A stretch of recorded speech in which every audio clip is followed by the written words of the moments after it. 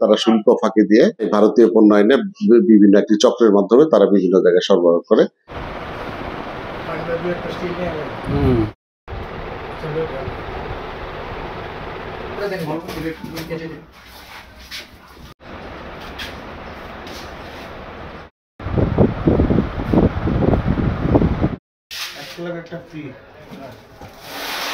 গতকাল বেলা 4টা সাড়ে 4টার দিকে আমাদের নিয়মিত টহল ডিউটি সাব ইন্সপেক্টর শফিক তিনি একটি সংবাদ পাই যে কিছু চোরা কারবারি, যেটা ভারতীয় পণ্য শুল্ক ফাঁকি দিয়ে বাংলাদেশের বিভিন্ন জায়গায় তারা সরবরাহ করে, এরকম একটি চক্র তারা কিছু ইন্ডিয়ান কসমেটিক নিয়ে মুশকিলহাটি নামক স্থানে ভৈরব ব্রিজের পাশে এখানে তারা করছে। এই সংবাদের ভিত্তিতে তারা যায়, যাওয়ার পরে সেখানে অভিযান চালায়। হালিম নামে একজনকে গ্রেপ্তার করে তার কাছ থেকে 5 বস্তা ভারতীয় কসমেটিক আর কি, বিভিন্ন তেল, তারপরে হইল গিয়ে কিছু ভিটামিন ইনজেকশন, এইসব তাদের কাছে এটা পাওয়া যায়।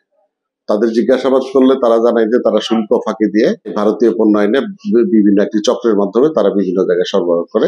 তাকে গ্রেপ্তার করা হয় এবং তার সহযোগী 2 জন আসামি পালাতক, তাদেরকে গ্রেপ্তার করার জন্য নৌ পুলিশ অভিযান করছে। এ সংক্রান্তে তার বিরুদ্ধে নিয়মিত মামলা প্রক্রিয়াধীন রয়েছে।